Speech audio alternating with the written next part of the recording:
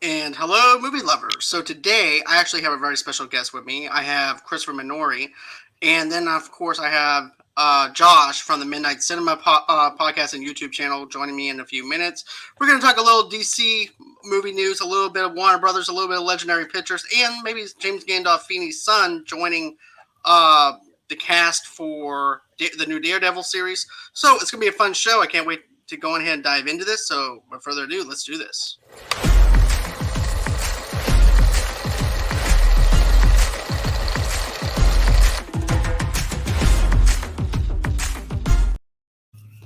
And hey, Chris, how you doing, man? So very special guest, huh? Yeah, you see, this Nice. is Oh, what I feel like I've been promoted. you see. You have been promoted. You see, last time I forgot your plugs, so this is my way of actually kissing your ass and trying to suck up to you for not forgetting your plugs. So yeah, Last time you introduced me, you were like, "Oh, and here's this guy again." but I do appreciate you, man. I do appreciate you taking the time out of your night to talk about some DC news, some Warner Brothers news, and stuff like that. Like I said, we I'm have excited Josh. about it. Me too. And I have Josh joining us, so that's going to be even fun whenever he comes in here. But here's the thing. Whenever this news broke, I could not believe it because everybody's like, well, this news is kind of small because of the fact that Legendary Pictures winds up leaving Warner Brothers. I said, well, there's so much more underneath the surface that actually meets the eye. And basically, Variety winds up reporting this. Legendary Entertainment, the production company behind Dune and Godzilla vs. Kong, has cut ties with Warner Brothers and entered a multi-year worldwide film distribution partnership with Sony Pictures.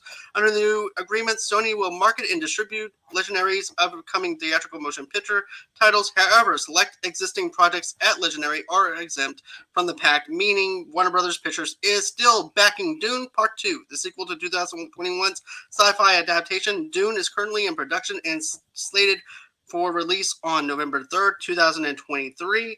And then you also have in press release, Sony's Pictures and Legendary emphasized that the companies are aligned in their ongoing commitment to theatrical distribution as a driver for other downstream windows and the theatrical windows long-term value for films. So, whenever I heard this news, I was thinking to myself, well, remember last year, Chris, whenever Warner Brother, basically what winds up happening is this, where you have the studios that are mad at Warner Brothers for putting all their films on streaming services because they didn't Mhm. make any money back. It's good Yeah. for people who have families, but bad for business in general. And so, what they did with basically Zoloft, that's who I'm called. That's not the name of the actual Warner Brothers company's name. I forgot the No, name. but David that's what I've been Zaslav. taking on a daily basis. A Oh, lot of okay. Zoloft. Well, I thought it Zaslav. was funny shit. Well, you see, though, Zaslav, though, ha- with Zaslav, he wasn't able to make that deal with Legendary, so Legendary winds up leaving, and then now they're with Sony Pictures. Now, in the back of my mind is this: this is actually a good thing because here's with Sony, they're always looking for new franchises. They're always looking for ways of making some new type of entertainment because they haven't really had Mhm. a big franchise film in a while, unless you look at the Ghostbusters movie that just came out not too long ago with Afterlife and things like that. But they are also a video game company, so therefore having Legendary backing them, putting up the money even more, this actually gives us hope for maybe a Red Dead Redemption live adaptation movie, a better Uncharted movie, and stuff like that too. So, what do you make of this when you look at the news? Well, I'll tell you, I think it's ironic because at the same time that Sony is pulling in these huge franchises, they're also like suing Microsoft because Microsoft is trying to take Call of Duty and all these other video games, right? So it's funny to me that on one hand, Sony's crying because they're going to lose some video game franchises. At the same time, they're pulling in what I think are some pretty massive stuff. Legendary is a pretty damn good company. They single handedly brought all the Godzilla movies back and really after the MCU started, all these other companies tried doing these same type of franchises and. Legendary, of course, did the kaiju monsters, right, with all the large monsters and stuff, Japanese monsters, and It is just funny to me that that on one hand they're crying like, oh, they're taking all our stuff, and on the other hand, they're taking all our Warner Brothers stuff. So right, it comes out in the middle though. If you think about it, right, it's breaking middle ground. If you think about it, it's like, well, you're taking some of our stuff, and now we're actually making up for what you guys are taking. So now we got extra stuff on top of the stuff that you took. And right. I'm thinking before long, though, I'm thinking that Sony is going to be making a major comeback when it comes down to Legendary taking over, because this can only be good for them, because you can have video game adaptations. Right, you have video game adaptations like Red Dead Redemption. Not only do you have Red Dead Redemption, but you also have GTA. You can make a movie around the GTA movies and stuff, video game franchise and stuff like that. Yeah. So you can actually get movies that are actually generated for the movie-going audience, but also too for the video game goers too, for the people who love video games and loves these characters. So it's a win-win. No, definitely. And Legendary's a pretty good company. They put out some really decent movies. And I, off the top of my head, I can't think of any flops that they put out. It's funny too, because you mentioned about stuff going straight to video, and I think it was Legendary who were they suing Warner Brothers because of the HBO Max deals they were doing, like releasing King Kong versus Godzilla direct on HBO Max at the same time it was in the theater and stuff. Wasn't that them? Well, here's the thing. This is how shady Warner Brothers did them with the old regime before David Zaslav came in. What happened was this. They didn't even know that those properties were even going to be played on streaming at the same time as the movie theaters. So they were pissed off. Right. Because they lost billions of dollars. When Dune could have been a big, huge blockbuster, but it wasn't, because people winded up staying home for that, even though it was a long movie. They could have made some money off of it that way. And even with Godzilla vs. 400 million, didn't it? It lost 400 million. I mean, it was kind of a success, wasn't it? Did you like Dune? I hated it. I liked it. I really enjoyed the episodic stuff within Dune itself. I was very intrigued and very interested in it. And it was actually close to the novels and everything, too, based off of what my friend Nick said when we did our spoiler review for it, which you can actually find on our audio-only podcast and also on your YouTube channel, too.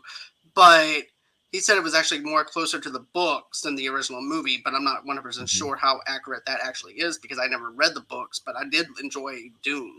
And they're also coming out with the Dune TV series. Oh, that's interesting. Yeah, I think Dune is boring as hell. I thought, and I'm a huge David Lynch fan, I thought David Lynch's version was boring. I tried reading the books. They're boring as fuck, right? And I have tried watching the new movie 3, 4, 5 times because I love Josh Brolin, and I just can't get into it. On the other hand, it did very well. I mean, it was a big hit. I think there's a sequel coming out. Like you said, there's a series. I didn't even know that, but yeah, it was a I'll TV have to series. try it again. I got to try it again.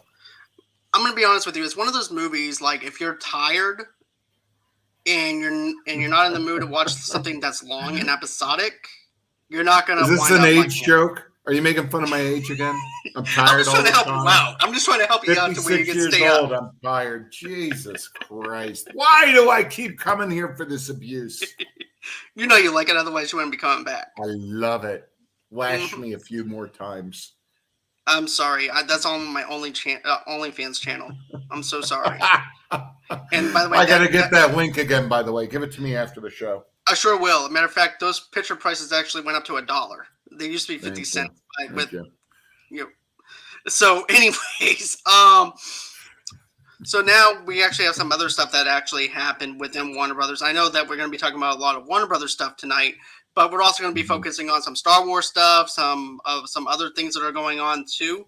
So this is something that I'm afraid of whenever James Gunn announced this. And basically somebody went on to Twitter, asked James Gunn, and I loved how interactive he is with people in his fan base on Twitter. Yeah. Because I actually had the opportunity to and he Gunn's actually... pretty awesome. Yeah. Matter of fact, I fanboyed so hard one time in the morning time. It was like it's 5:30, 6 o'clock in the morning. I'm like, there's a 2 hour time gap between, where I live at, depending on where he's at. Because I'm thinking he's in Los Angeles, but he could be somewhere else. But here's the thing. I ended up commenting on something. I think it was about Peacemaker. He winds up liking it, and next thing you know, he talked to me in the comment section. So nice. Basically, how this came up was this. So this one person winds up tweeting out to them, and he's wondering, does this 4-year plan come connected in with DC with the video games and the comics? And he said yes, it does. Next thing you know, we wind up having people like Collider, Variety saying it has been confirmed that James Gunn is connecting this universe with the DC comics, not only the DC comics, but the video games and things like that. So I'm going to give it in full context of what Collider said, and then we'll go into some detail about what we think. So James Gunn brought a completely different energy to the DCEU with 2021, The Suicide Squad. Real quick, and I hate to interrupt you on your own show. I don't really, but I hate to. I think it's important to mention that James Gunn is now co-CEO of the DC studios. Well, not the DC. Well, yeah, he is part of the DC studios. Right, and right. And his partner is also in charge of the animation process, though, too. And and he's also a producer. He produced movies like the Conjuring franchise. He also produced other films, even The Rocketeer, as well. So we have two people. The original one. Yeah, the person that's next to James Gunn, the one that's going to be overseeing the properties and stuff, has worked on those kind of movies. Oh, I thought you meant James Gunn. I'm like, what was he, 3 at the time? No, not James Gunn, but the other guy that's helping James Gunn oversee all the properties is Safran, right? Is that his name? Yeah. Yeah, Safran is going to be the one who winds up helping James Gunn oversee stuff. So you have two people sharing the same stress level instead of it being on one person. And this is actually something I really like, is because of the fact now you actually have basically a Kevin Feige within the DC realm to actually help shape what we want with the DCEU and to help it build up to where we want it to be and hopefully what it is. But like I was going off on the story and stuff like that, James Gunn brought a completely different energy to the DCEU with the 2021's The Suicide Squad and its spin-off series with The Peacemaker, both of which received high praise from fans and critics alike. This is why many were excited when Gunn was announced as the new chairman and CEO of DC Studios, along with Peter Safran. While we still wait to really see how the new DCEU will take shape under the recently appointed leadership, Gunn has provided some insight into the direction that he will be taking the interconnected universe, saying in a tweet that DCEU going forward will have connections across film, TV, and animation. Gunn was replying to a fan asking for the new leadership is planning to give more DC character TV shows that'll add to the story for the DCU. Gunn replied saying most definitely, specifying saying that the DCU will be connected across film and TV animation beneath the tweet from Gunn. Fans also voiced some follow-up questions, when one asking for confirmation if upcoming animation DC films will be included in the DCU canon, while another asked if there will be a standalone series in movies such as Harley Quinn. Gunn replied to both by saying some will be included in the canon while others will be standalone.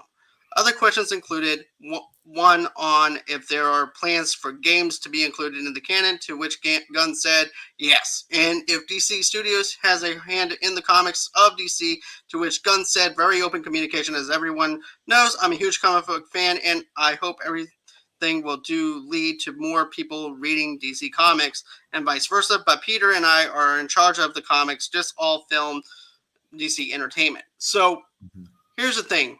When it comes down to this, I'm scared about this because of the fact that if you remember with Star Wars, Kathleen Kennedy, and this is actually on John Campia's show too, but I'm going to go a step further from what John Campia said though.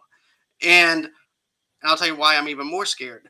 But basically, if you remember Kathleen Kennedy, when she started announcing all these Star Wars films and how they were going to be connected with the comics, the video games, and stuff like that, right? Star Wars stories and stuff. Yeah. Right.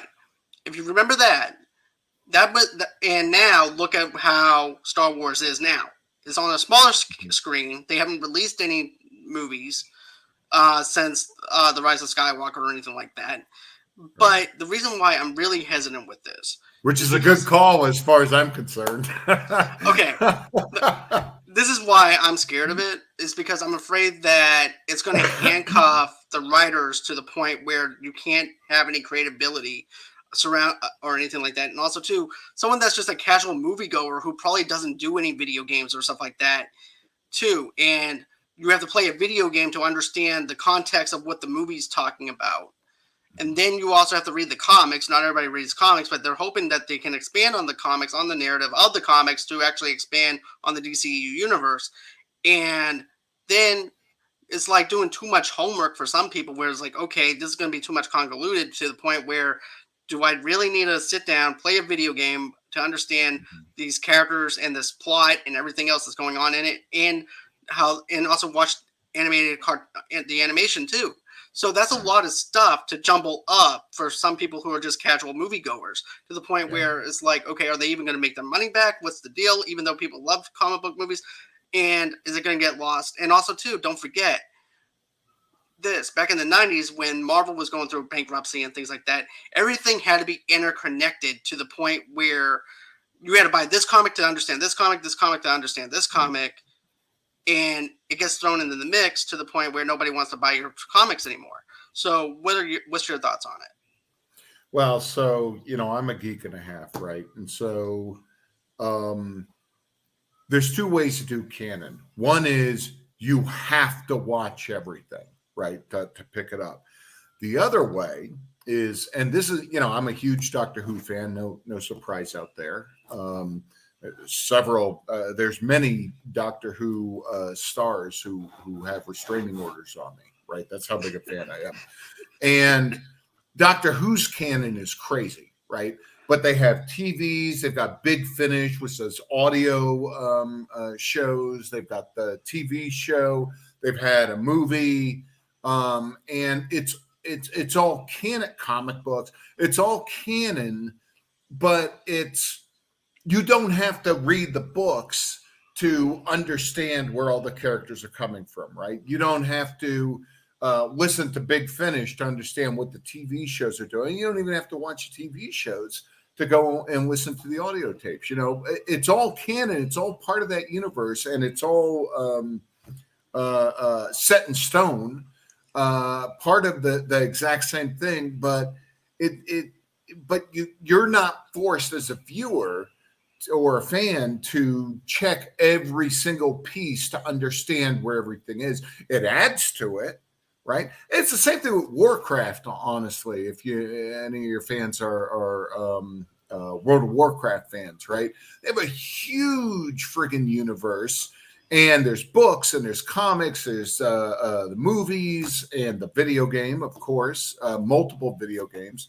And what it does is each thing, it's all canon, but it adds to your enjoyment of the thing. It's not that if you play the video game, but you don't watch the movie, you don't lose anything. My wife saw the movie and loved it. Didn't really know the video game, right? Except for the one time that I forced her to watch it at gunpoint. But listen, that, never mind.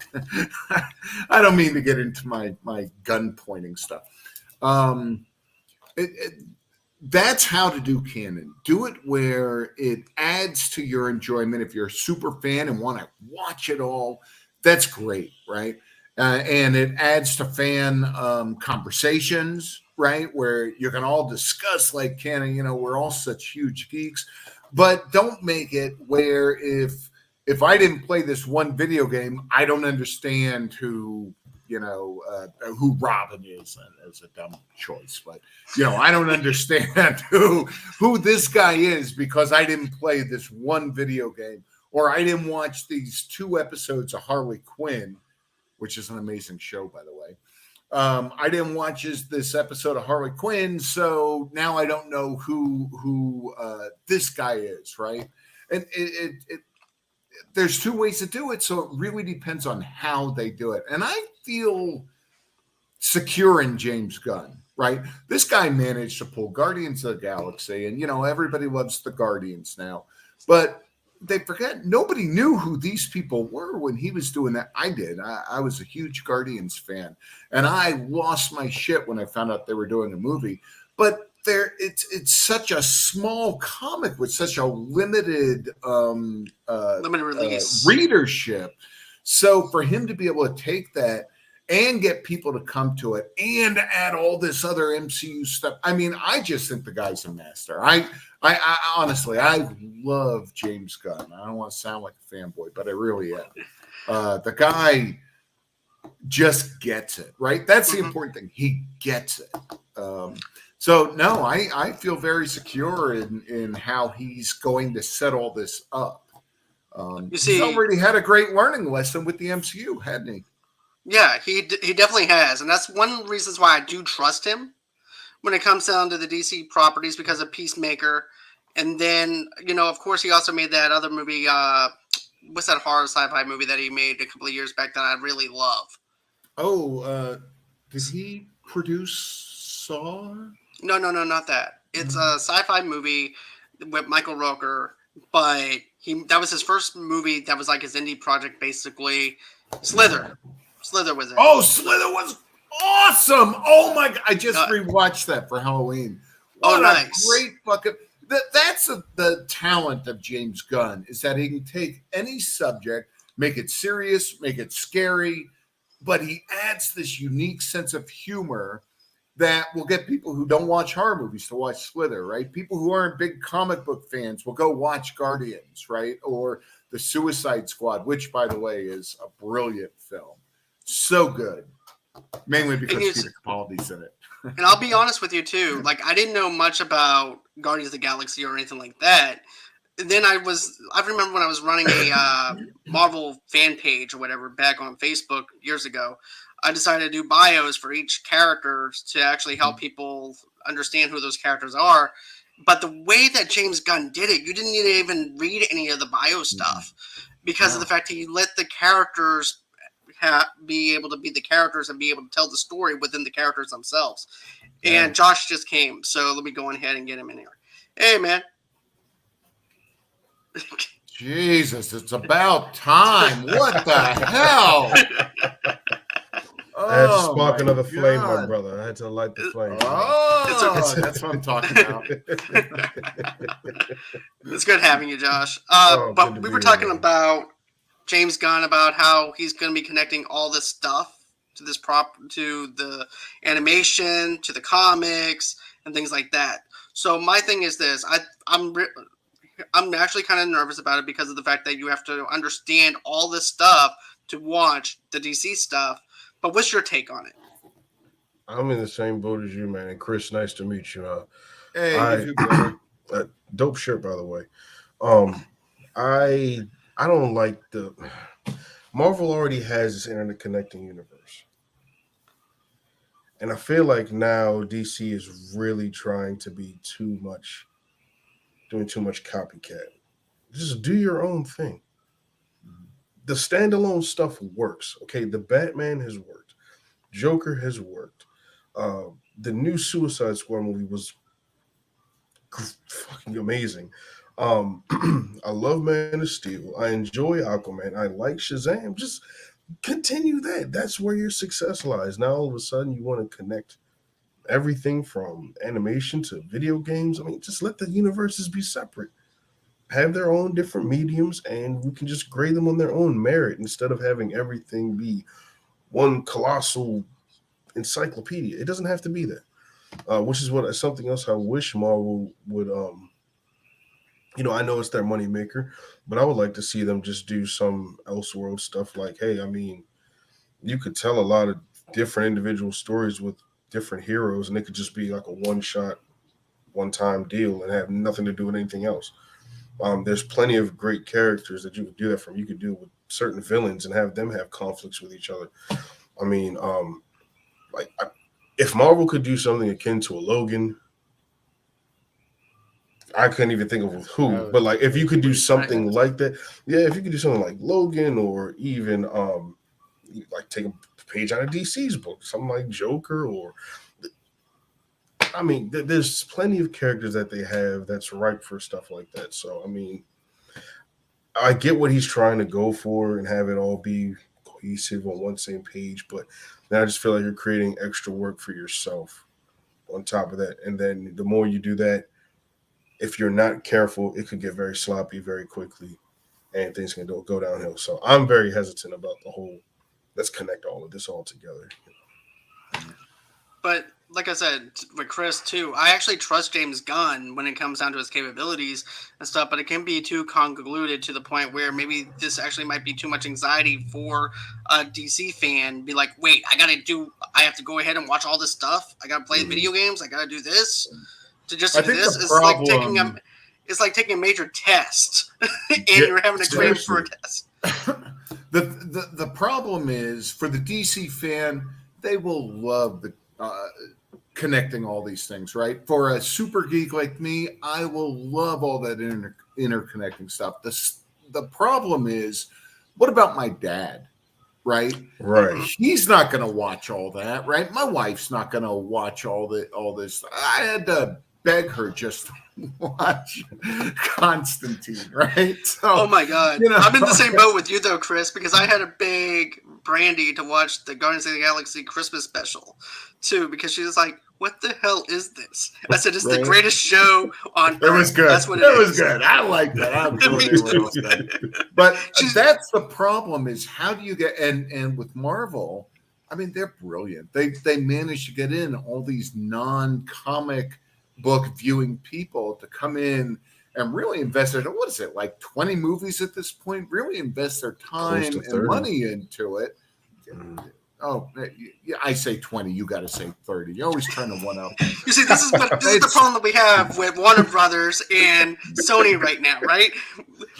Warner Brothers wanted 50, and then Sony's like, you know what? We're going to top that and get Legendary for 50. So Right. so this is what's going on. This is basically At least they weren't deceitful about their movie budgets. James True. Cameron, you know. That's true. Oh my God. Can we just, I know we're not talking about Avatar, but that thing's going to sink like a Led Zeppelin, dude. My God. They basically have to get every person in the world to watch that movie to make their money back. And he still doesn't want their photograph. And it's only been like, what, 20 fucking years? Who wants to go? Oh, it's wow, unique 3D stuff. Wow. Oh, yeah. Anyway, It's the way of water. digress. Think about it. We're going aqua, full on H2O. Oh, Way of Water. What a stupid fucking name. Do you know there's a title Jesus worse than that Christ. that's coming? There's one supposed to be called The Seed Bearer. And I mentioned this to John before. You know what though? My co-host Charlie is a diehard Avatar fan, and he's going to be by himself in the movie theater. But I'm happy that he loves that movie. Oh my God. But I know one thing not to underestimate James Cameron. But you know, when you're over the budget of a certain movie and stuff like that, it's kind of hard to make its money back. This is also why Batman versus Superman didn't make its money back. And it's not just because of the split with the critics or anything. It was a $250 million budget. In order for you to make your money back, you have to at least go on ahead and lower your budget to at least maybe 90 million, maybe, or 50 million to break even. I never told them related to a that. They didn't Pokemon listen so to much. me. They didn't listen to me either, Chris. Man, watching that movie, I never related to Snorlax so much in my life. But that right there, I'm like, oh my gosh. Like, I feel you, man. It's just like, sleep, I'll do it. So we actually have this other little thing that came out too. Warner Brothers Television Studios close to striking animation deal with Amazon for DC branded content. So now they're actually closer to closing the deal with it. And this is coming from Deadline, by the way. And Warner Brothers Television Studios is in the process of closing a major animation deal with Amazon DC branded content, according to Channing Dunnigy. Dunnigy teased the new news at Content London, stating that the studio is exploring animation IP on different platforms, including WBD, owned by HBO Max. With animation, we used to be about staying in house, but now we are doing it on a different platform. She added, HBO Max is the first stop, but we are in the process of closing a big deal with Amazon featuring DC branded content and animation. And Dunhee didn't elaborate further on the deal as she talked through a role she has now been doing for 2 years. She echoed the view of Showtime President Entertainment Jana Winograde yesterday by stating that shows will be made for less money in the coming years due to the global cost of living crisis. There was a feeling for a while that if you're not spending $10 million an hour, then you're not doing your job, she added. But it doesn't take that to make a great show, and doing things differently in the pandemic underscored that. And she flagged the likes of ABC Abbott Elementary, a strong performer for the network that secured multiple Emmy nominations. People are taking a look at the cost of production more, she added, having spent a period of time being stuck in a spending bubble that ended with COVID-19 pandemic. And yesterday, Winograde told Content London belt tightening is to come in a global production, hinting that the Paramount-owned outfit will spend less on the mid-level shows on the potential for an upcoming writer's strike. Dunhee said she would love to avoid a strike, but there are some issues that need to be resolved, and we have to be prepared for the worst.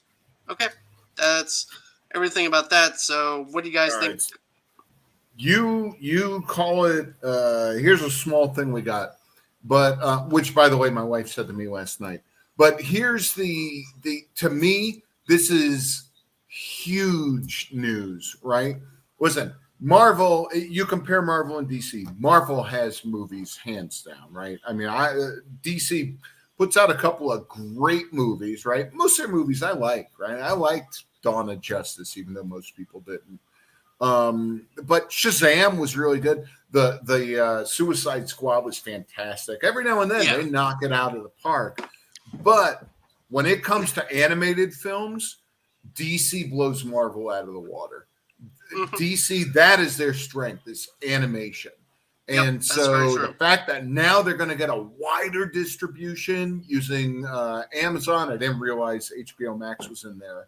But that's fantastic because people are going to get to see these. I don't think that DC has put out a bad animation film yet.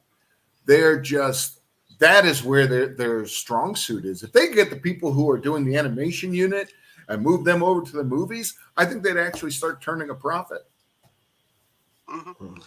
And that's something I do agree with you, Chris. Like, their animation is just fantastic. I loved the 2 Halloween movies from Batman. Those were the Long Halloween Part 1 and Part 2. That was rough.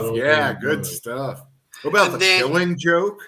Yeah, the Killing Joke. I like the Killing Joke. I don't know why people give it so much crap. I like that one. I think it was just it's tough. It's a tough subject, right? Yeah. I mean, I'm still sitting here going, so is Joker a rapist? Right? They never really fully answer that. That's a tough, and it's just a tough subject, I think, what Gordon goes through and Batman and even Joker, right? I mean, nobody wins in that one. I think that's why it's looked at so harshly, but it's a brilliant story. I mean, it just here we are. You're just like, it makes you think, right? Yeah, I love Hush too. Hush is one of my favorites. Hush, Under the Red Hood. Oh my God. Oh, Under the Red Hood was amazing, man. Yeah. No, that's where their strength is, if you ask me. And I think this announcement, if this winds up actually happening, is going to be huge for DC. I really do, and for Amazon, because they've already got all the talent in that unit, right? I mean, they really knock it out story wise and animation wise, and their story crafting. And if they get that distribution, oh my gosh, how many people could get turned on to that? I'm super excited. That to me is the biggest story we're talking about tonight. I definitely agree. As you know what, to quote Ye, which I don't really do, but Oh, I faster, can't even stronger. believe you just said this shit. But Okay, go faster, ahead. stronger. Well, here's the thing: faster, stronger is what WB is going to be because of the fact that the animation to me is fantastic when it comes down to Warner Brothers. And like you said, Chris, that's their strength is their Yeah, animations. no, it is. Killing Yeah, Joke is such a definitely deep level story. You also have Under the Red Hood. You also have The Long Halloween. Not only do you have The Long Halloween, but you is. also have Justice League Dark, that movie Just that Yep. they had. I Which is love Yeah. because I'm a Justice League huge Dark. Constantine fan. Me too. And all their Constantine stuff. And listen, if they get rid of Matt Ryan, I'm done. Fuck that. They get rid of him, I'm done. There is no other Constantine except maybe Keanu Reeves. yeah, Keanu. They're doing a sequel to Mhm. Keanu Reeves's Constantine. So it'll be Right. interesting to see where they take that. Are they going to make that canon, right? Because the first one really isn't. So it's very And interesting. They could. I mean, look, Tobey Maguire and Andrew Garfield were not canon until That, last year. oh my God, You that know? fucking brilliance. So Honestly, that it's last possible. Spider-Man movie was just fucking mind-blowing. Oh yeah, I've loved it. I So- watch Green Goblin scenes all the time. So good, man. Defoe is such a incredible. great actor. When it comes down to his facial expressions Oh my is what God. sells it, though. Is Mhm. when he does those facial expressions when he's changing personalities. Yeah. It's just phenomenal. I Yeah. really like his It performance. was really good, and it's a great example for how DC could do something similar, right? And it would make sense because DC really has the whole Flashpoint thing, right? So they could really go, and they've done it in the TV show. I don't know if you watch the DC, and that's also where they kind of excel are the DC TV shows, Oh and yeah. they've kind of hit on the Flashpoint stuff and.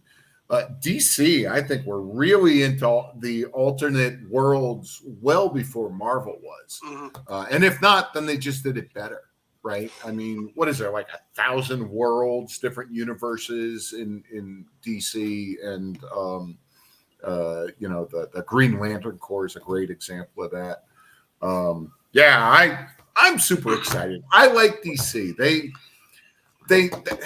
They haven't found their way in movies because they're trying to kind of copy Marvel's more light-handed Formula. approach, but DC Comics isn't light. I mean, that's what it was always about, is they were so dark, right? So I think under James Gunn's tutelage that they do you like that word tutelage? Love it. I'm gonna Like have to- Parks and Rec under my tutelage. You will return from boys into men. Tutelage. I think they can really try to push that. They've just got to tell the story a little better, right? I mean, Dawn of Justice. Wow, it's a shame that thing failed. They got so much right, and then they really fucked it up. Mhm. If I feel like with James Gunn, they could really. Resurrect. Really make stuff better, right? Really put the better at the storytelling, which is what the movies really haven't done a great job of, I think. Right. I would even be Mostly. satisfied if they just, I'm not even going to lie to you, if they just decided to say, you know what, we're just going to do animated movies and release them in theaters. Absolutely. I wouldn't be opposed Yeah. to it. They're so good at doing them. I wouldn't even, They- fine, do it. Then they have their occasional live action. But if they just No. went like, we're just going to animate, shoot, I'm here for it. No, Go ahead. Same. they really are. And what did I want to say? I wanted to say about James Gunn, and I lost my thought. So I'll figure it out, and then I'll interrupt you. Okay. There's also another thing too. James Gunn also tweeted out that one picture of the Justice League. That was There you it. Yep. Thank You're you. welcome. Anytime. I'm glad this is why I'm here. So, but yeah, he tweeted out that one picture of the Justice League looking down, and of course, there's also the storyline where basically all the characters' kids winds up screwing up everything. So now it's up to the adults to go ahead and try to fix it. and therefore you also have the Green Lantern Corps. You have all that stuff going on within that storyline itself. So that's something that's very intriguing, but it's going to take a while to get to that point. They're not going to just all of a sudden up and go, we're going to go ahead and make this our essential movie going off right off the bat, because there's other stuff, other body parts that has to be moved and fleshed out first before getting to that point. Like, for instance, you need to have Henry Cavill back and signed on as Superman once again. So that's one thing that you have to do. And you also have to give him his own Man of Steel movie. I'll be honest, Superman, what a fucking Boy Scout. He's always the guy who works for the president, right? Like all other superheroes. I fucking hate Superman. I don't care. He's preaching. No, you know what? If literal fire is coming from your mouth. I'm in rare form. I had a very bad night of Minecraft and 7 Days to Die, so I'm pissed off. Oh, if he always dies at video games, by the way. I'm so sorry. If there's one word from that tweet that I think it's Lobo. Put out a Lobo movie. Holy cow. I was so excited to see him in that. Okay. Let me talk about this. I want a Lobo movie so bad, man. You know what? I want Jason Momoa to say, you know what? I don't want to do Aquaman anymore. I want to do Lobo. And he was destined to be Lobo. He was not destined to play with the fish in the water into the ocean. I want him to play Lobo so bad. And then, of course, I remember this. Now, this is on my channel before I turned it into a podcast, where Michael Bay was going to go on ahead and direct a Lobo movie. Thank God that's not happening. So, yeah. You guys didn't know about that? No, but now it's just like I'm trying to imagine it, and I'm wondering how explosions all over the planet.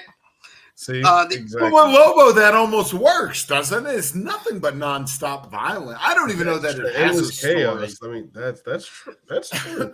That's true. But I would, to be honest with you, James Gunn would be the right person to do a Lobo movie.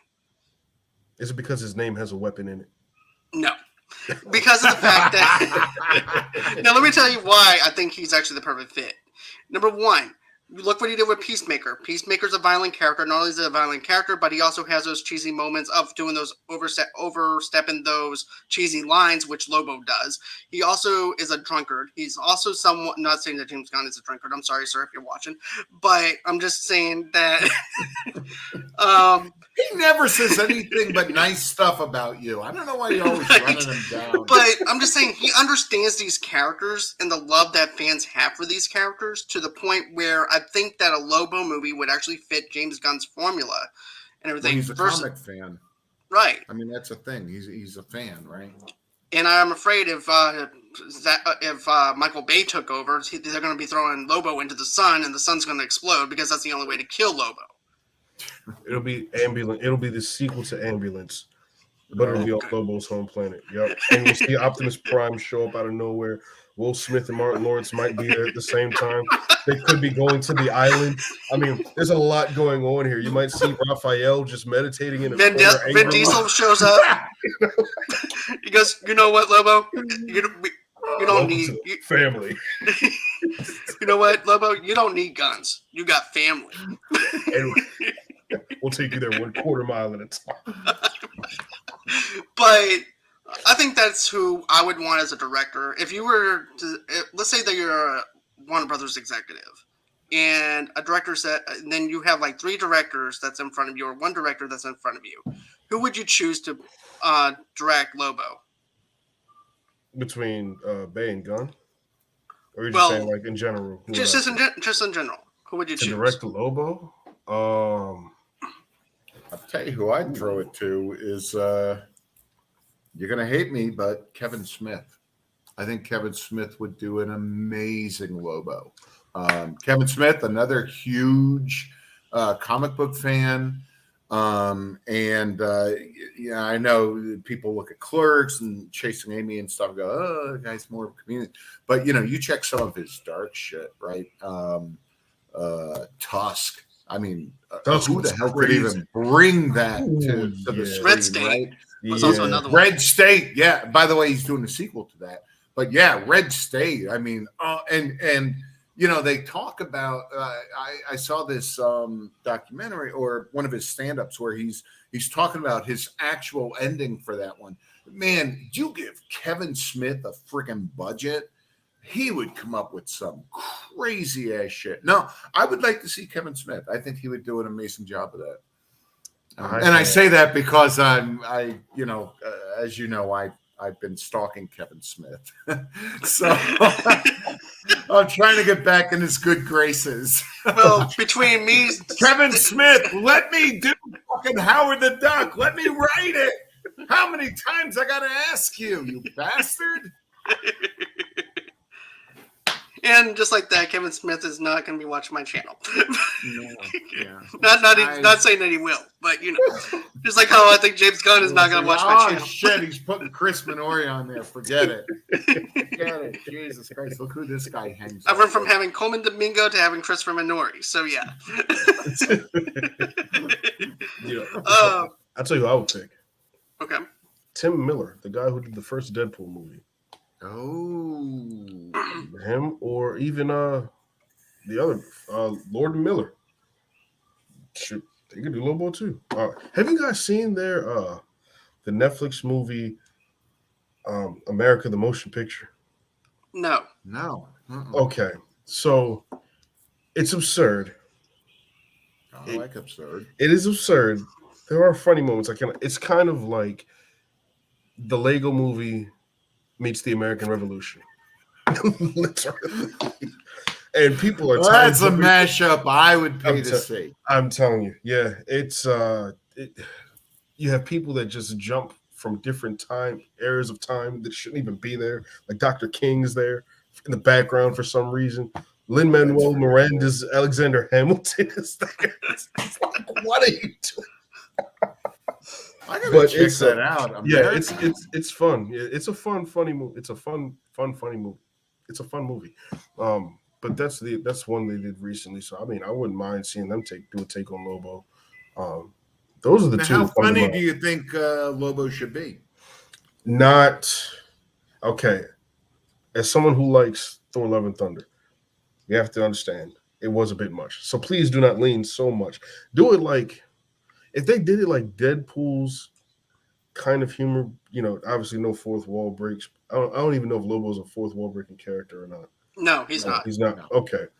If they just stick to dark humor that also that accents the violence, shoot, that's it. Don't lean too funny because then it kind of takes away from the dramatic effects. It's just, if they find the right balance, I think they'll be all right. But I think it's going to be a tough movie to write. I really do. It's so dark and so violent, and trying to find. He's got to be an anti-hero, right? Like Deadpool, they managed to make him a great anti-hero that people could relate to. And with Lobo, I think that's a tough job. I really think it's a tough call. I'm very excited if he actually does this. I'm very, very excited to see what they do with it. I hope they don't go too funny. I hope they kind of stick with the comic book themes. I tell you what, if either of you have seen The Gentleman, yeah. Yeah. That's how I would. That's the humor I would want for it. Okay, I'm down for that then. Yeah. Definitely. Yeah. And another thing is too, if you guys haven't read the Harley Quinn Lobo comic, I definitely recommend that too. No, but let me ask you this: have you seen the and here Harley goes Quinn Chris show? Again? No, have you seen the Lobo Howard the Duck crossover? No, I haven't. Lobo the Duck, baby! Lobo the Duck! So fucking badass. I want to see that now. It was so awesome. And Gerber has always been a prick to Marvel Comics. So he did Lobo the Duck and took the chance to took the momentum to take Lobo the Duck and kill Howard the Duck. That's what I want to see. God. Lobo the Duck, baby. I'm here for it. Okay, so stick a duck in a movie. I'm there. That's what I'm saying. Daffy and Donald could share the screen. Okay, so let's move along. I actually have a couple of other stories if you guys want to talk about them. Let me know which ones you want to do. I have one about basically Michael Gandolfini joining Disney for Daredevil. Then I also have Lance Reddick to reprise John Wick role in Ballerina spinoff. Then I've also got Star Wars: The Acolyte will be the first set-led series, and Game of Thrones picks up Kate Dickey, who joins Loki season 2. Who's Kate I'm Dickey? sorry, what a stupid name. I'm sorry. You're gonna go into acting. Pick a better name than Oh my Dickey. god. Oh my god. Well, let's talk about her then. So Dickey's character is expected to be introduced as a villain through further details are being kept under wraps. The outlet also notes that the production of the highly anticipated second installment of the Disney Plus series has finally been completed. Set after the events of Avengers Endgame, Loki Season 1 featured the return of the God of Mischief after he's arrested by the Time Beckron's Authority due to the damage he has done to the timeline. Season 2 is directed by Justin Benson and Aaron Moorhead, who recently helmed the Moon Knight series, which I loved. The duo will be replacing Kate Herron, who will still remain on the project as its producer. And then I lost my place. Let's see. That's okay. Okay. We stopped listening 10 minutes ago. I thought you Are you did. paying attention, John? It's all Dickey's fault. The series also stars Sophia Di Martino and Sylvie Owen Wilson as Mobius and Go. I'm not even going to say that. So, anyways, what do you guys think about this? This little bit of news. I think we're making fun of her, obviously, but I think we can all agree the world would be a better place if we all had a little Dickey in us. No, You hear that, JPEG?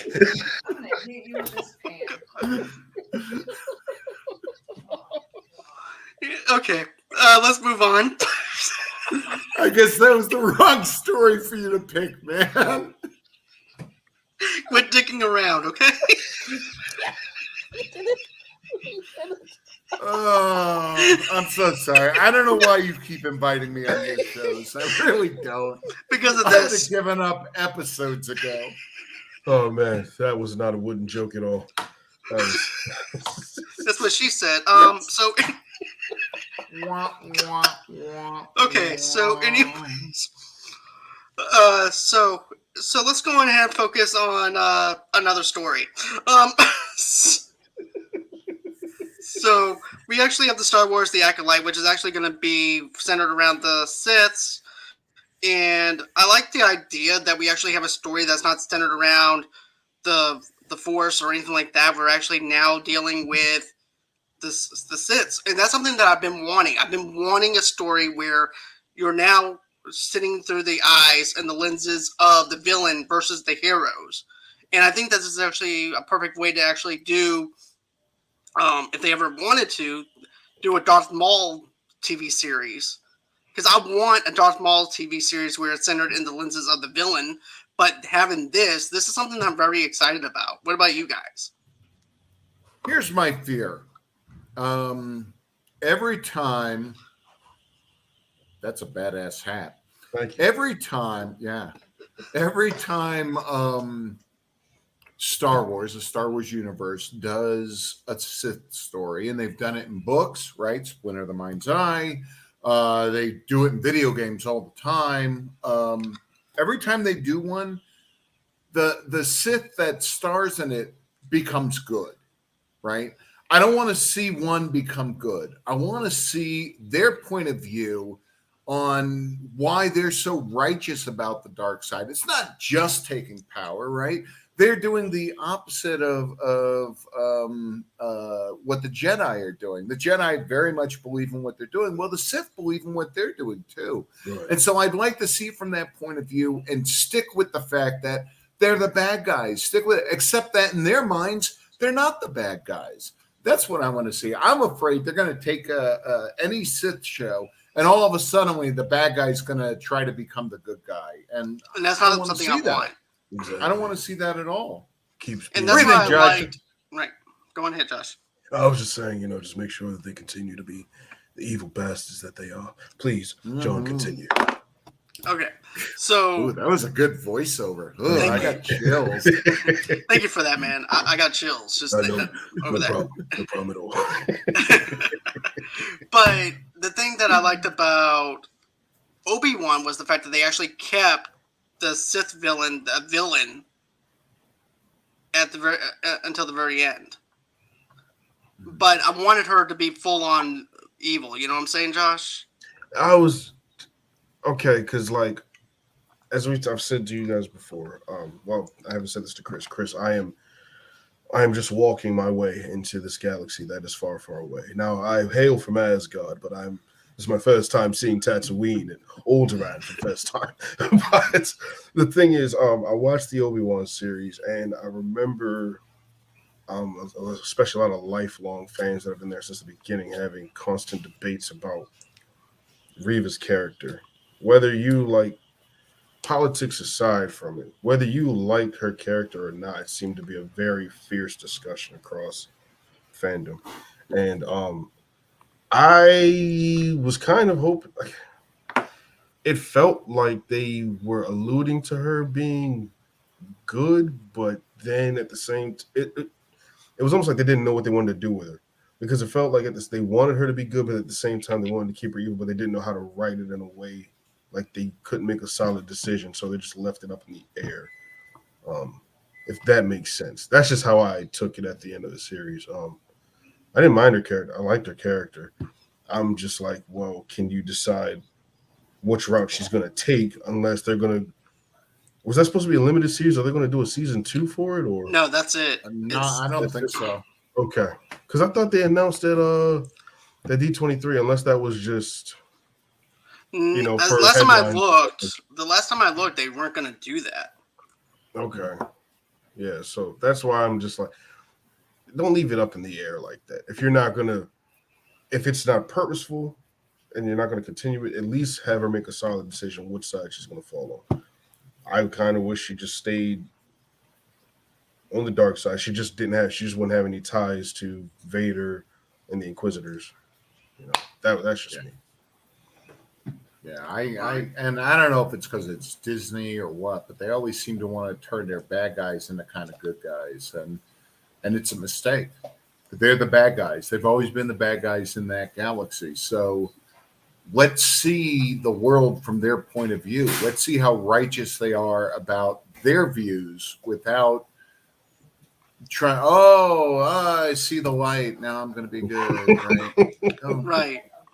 I can see that. I can go watch all the good guys and every other fucking thing they do, right? If you're going to do the bad guys, let's see the bad guys. Don't make them good. Yeah. Right? Darth Maul's a bad guy from start to finish, right? Are they going to take him and kind of make him kind of a good guy, an anti-hero? Well, I think that would piss a lot of people off. Well, I used that as an example for that but he's not actually going to be in the show. Oh, well, fuck you then, John. You got me all excited.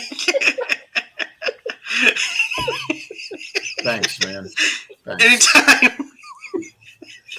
He's like, you got me all riled up, mate, and I have nowhere to put this. How about up your ass? It's just like John, right? He gets you excited, and then he just yanks it right away from you. Sounds like Ramsey Bolton. I'm sorry, dude. I'm sorry, but I want to say this story takes place about 200 or 300 years before. I'm not 100% sure. What, the Darth Maul series is going to take place 200 Oh, this is actually a TV before? series. I was just saying how I would like. I'm sorry that you got the wrong assumption. But what I meant by this was you wanted led me there. I mean, now you're victim blaming, right? Oh my God. But okay, so this is what I'm never going to wind up on Josh's show. I can see that now. Oh no, you're a welcome guest, my friend. You've been forewarned, man. Now you see what you're doing. Listen, I'll tell you, every advertiser John has had is run every time I'm on the show making fun of them. So you may not want me on there. But getting over to this real quick, but in a recent interview with Tech Radar, Keen was asked what she can say on the upcoming show. While she didn't give too much away, Keen did note that it will explore how the Sith infiltrate the Jedi and will be the Sith led. A first for the Star Wars series. I can see that it's a prequel. Keen said, "No, I mean, as you know, it's 100 years before the prequel movies, and it's kind of explanation of how the Sith infiltrated the Jedi. It's Sith-led story, which has never been done before. So now that's basically. So that's why I'm very interested in this show, and this is why I really want to see this, because I believe that the villains who think that they're right are the most terrifying villains that you can think of. I agree. You know what? I could even, if he even decided to, I could see Tarantino putting his hands all over this. Because Tarantino doesn't think that Marvel movies are cinema. So you're not. You're not. Tarantino's a little full of himself. Yeah. Matter of fact, I did a whole entire segment on Tarantino the other night. Oh, jeez. Now, interestingly, Tarantino says he's doing one more film and then retiring. Is he? That's what he says. I mean, but he says that Marvel movies aren't cinema. But I mean, do we believe him? No, of course not. No, bastard. Why would you say that? It's evil. Well, Samuel Jackson also called him out on that too, though. As he should. I mean, I'm glad. Come on, you got Jackie Brown riled up. Obviously, you did something wrong. Oh my god! Come on, man. I don't understand it. Okay, so let's move on from that. So we actually have. What other topics you got we can fuck up for you? Well, I got Michael Gandolfini. He's going to be in the Daredevil Born Again TV series coming up on Disney Plus, and this is coming from Deadline. Written and executive produced by Covered Affairs creators Matt Corman and Chris Ord. The new installment centers on Cox's title character, Daredevil, otherwise known by the name Matt Murdock, who is attorney by day and crime fighter by night. D'Onofrio reprises his role as mob boss Wilson Fisk, a.k.a. Kingpin. And then we also have Gandolfini play the younger version of Tony Soprano in The Many Saints of New York, which sucked, a role made famous by his father, the late James Gandolfini. He was recently seen in Paramount Plus limited series The Offer, in the feature film Cherry, and upcoming will be seen in Apple TV Plus explorations. He recently wrapped production on Susan Fogel's psychological thriller Cat Person. Ari Aster's Disappointed Boulevard and Corey Feldline's sci-fi film Landscape with Invisible Hand. He is ripped by WME Relevant and Solon offer Robert Dern. Okay, so with this, are you guys excited about Michael Gandolfini being in this role? Because, we don't know what role it is, but are you excited that he's at least going to be in this Daredevil series? Because I can see him probably being a potential maybe mob boss or some type of enforcer for Kingpin, probably. I don't know. What about you? I mean, with a last name like Gandolfini, sounds like that might be the right thing to do for him. But I'm still stuck on the fact that you said somebody's name is what the name of the show was. What, Cat Person? It's actually called Cat Person on Apple TV. Cat Person. Okay, interesting. It's nice. That's accessible to everybody. I mean, apparently, all you gotta do is say meow and you're right in. I mean, suffering like a cat or something. But I mean, I'm just curious as to. It's like, okay, cool. He's been cast. I haven't seen The Many Saints of Newark. Clearly, you didn't like it. I could just tell from the way you said it sucked. No, I love that look you gave him when he said that. Yeah. That was in the news report. Oh, that was in the news report? No, I'm making that up. Oh, wow. Parentheses. It sucked, by the way. I mean, it looked like a Dollar General costume store. The way that they got the actors dressed up, and then also too, you also had Silvio. I understand the actor is supposed to be bald headed, in real life, but why would you do that to the character when he was never bald-headed in the first place in The Sopranos? That is, and then the whole entire thing, it was long, drawn out, it was boring, it was also misleading to people who was thinking that he was, here I am ranting on The Sopranos when I'm supposed to be talking about Michael. But it's got you riled up, man. Now you have Right. to find somewhere to put it. Okay. I didn't even know that James Gandolfini had a kid. I feel bad because I should have sent something and I didn't. But He said you'll send his as condolences. much as I don't, yeah, I'll send it. As much as I don't give a shit about this Gandolfini kid, right? Because I don't know him, but I will say I'm super excited about the TV show. I am too. I think Daredevil is probably the best superhero TV show that's ever come out. It was fantastic, and I'm very, very nervous about what Disney's going to do to that show. It's an adult show. Daredevil, well, I don't know if a lot of people know this, but Daredevil was a very graphic and very violent comic for the time. Especially Daredevil the Born Again killed people. Well, They even killed Born people. Again. Even the Yeah. comic book for Born Again was very violent, Chris. And Oh, I thought you meant the Bible. I'm sorry. that is violent too in some It is, aspects. Yeah, but it's yeah. a little It violent. is. That is very true.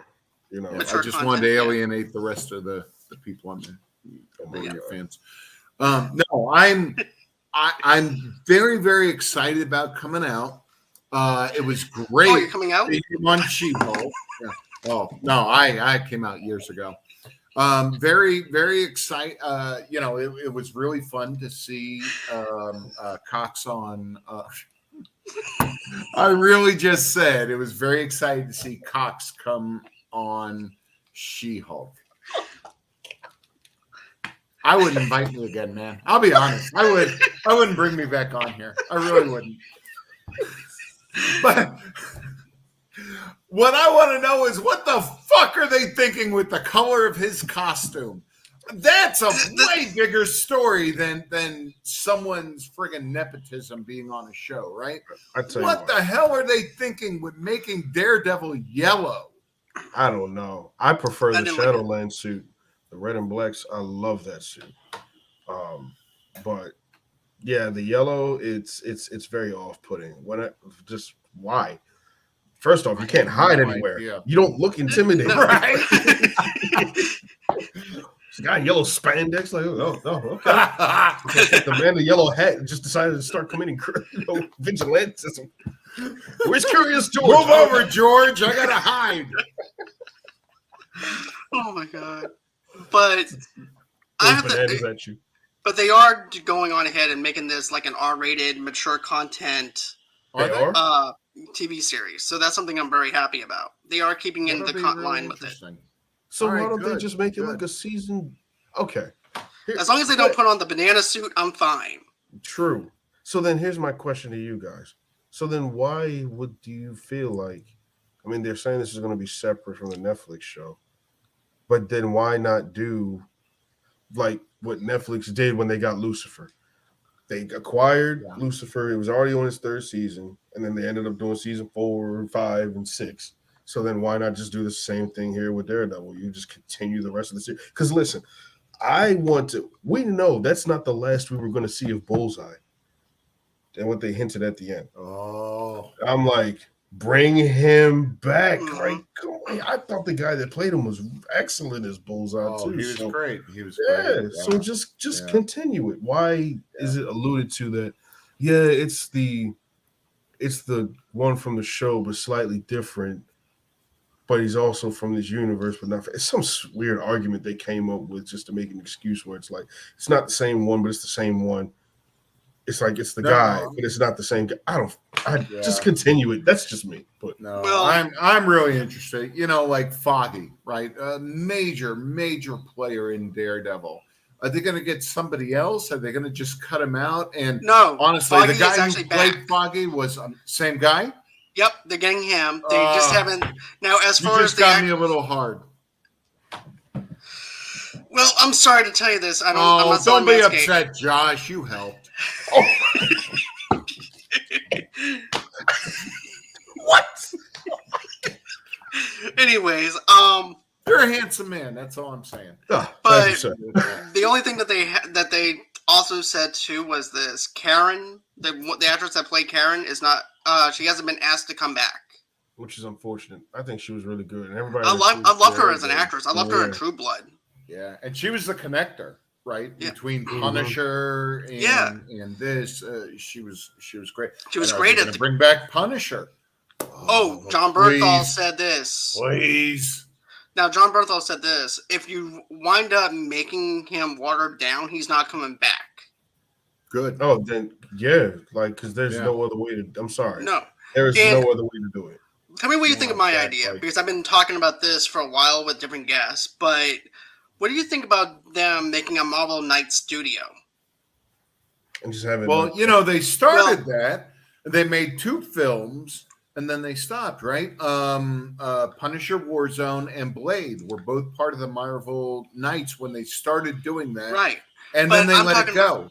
Well, I'm not talking about just that. I'm talking about like a studio just for the Red R characters that we love. You can put your Deadpool in there. You can put your Wolverine. You can put Ghost your Jessica Rider. Jones, Ghost Rider, Punisher, all of them underneath one Howard umbrella. the Duck. Yeah, sure, why not? I just want him back. I just want him back. but see, that's what I'm saying. No, I think it's a Marvel- great idea. Yeah, if more, that is just showing. That would just show another step to me in their creativity because Mhm.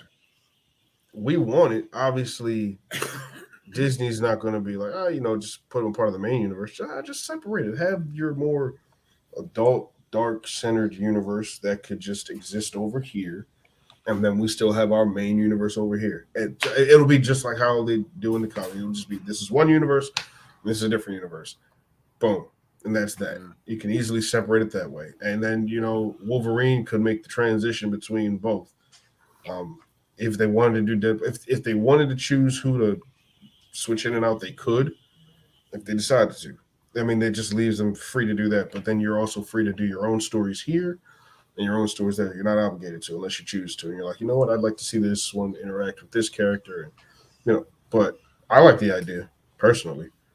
I think it'll be interesting to see, and I think a big test is going to be Deadpool, right? Because on one hand, he's got his R-rated movies. On the other hand, they say they're bringing him into the MCU, and I don't see them doing these MCU movies as R-rated movies in general, right? Because they want to bring as big a crowd as they can. So it'll be very interesting to watch how they bring Deadpool over to get an idea of how they can have somebody who kind of have a foot in both worlds, right? Right. Yeah. All right. That's- So that's everything that for all the news stories and stuff I had. So I think that. Anyways, I just want to say this. I do appreciate you guys coming on here talking about these movie stories and stuff like that, and things like that. But my question is for you guys. Where can everybody follow you guys at? I want to start following Josh. Tell us where you're hiding. Well, I'll tell you what. I'll either be somewhere in the West with my post with my dog going after every kind of outlaw that there might be.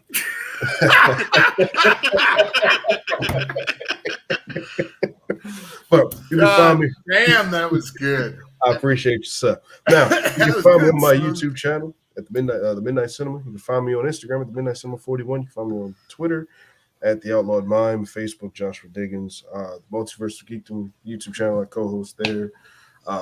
Taking a break for over there for a while, but I'm still doing some behind the scenes stuff.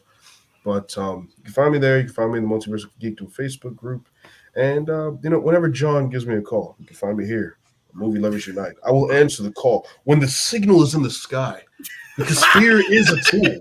When that light hits the sky, it's not just a call; it's a warning that movie lovers will unite. I love it. That's some great stuff, man. So I don't know that I can follow that up. I wish you'd gone with me first. So I'll you, Chris. you can find my books on Amazon. You can get them on paperback. You can get them on Kindle. You can get them on audio tape. or audio tape. That's how old I am. I still think they make things on audio tape. On Audible. I got my new book that I'm almost done with the first draft. Penny Dreadful, going to be a fantastic children's novel. You heard me right, children's novel. And you can still watch, if you go to my YouTube channel, CT Minori, you can see Texas Chainsaw Musical in its entirety is still out there. I don't know how long it will be. And, of course, I will soon be appearing on Midnight Cinema. You most certainly will. And I will be too. And you will be. I'm not going with that guy. Forget it. Oh, come on. I thought it was a package deal. In Australia, we call that 2 for 1 on the Barbie. You see, he says that now, Josh, but it's been a real pleasure, man. It's always great, getting man. to know you. Oh, for sure, my friend. Dude, guys, it's always a pleasure to have you on my show. I really do appreciate this, as always.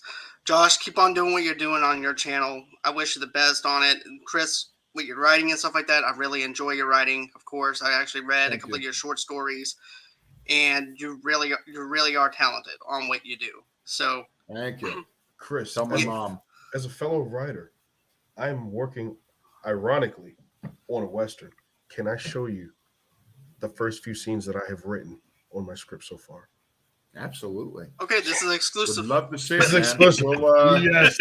once he disconnects us from the show, let's exchange some information. I would love to read it. Excellent. Okay.